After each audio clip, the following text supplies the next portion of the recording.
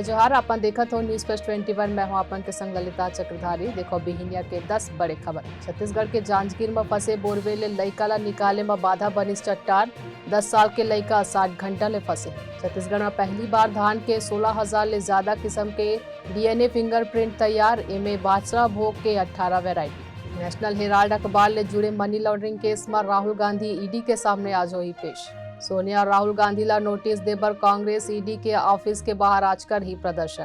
पैगंबर मोहम्मद पर विवादित टिप्पणी पर महाराष्ट्र पुलिस नुपुर शर्मा के बयान दर्ज कर सकत है। देश में आज कोरोना के 8,084 नवा केस, 10 मरीजन के हुई मौत। प्रयागराज हिंसा के अटाला बड़े मस्जिद के इमाम अली अहमद गिरफ्तार। एक्टर श्रद्धा कपूर के भाई हिरासत में, ड्रग्स लेके लगे हैं आरोप। लखनऊ में धारा 144 लागू, कांग्रेस दफ्तर के बाहर लगी पोस्टर, ना कर ही कोई प्रदर्शन।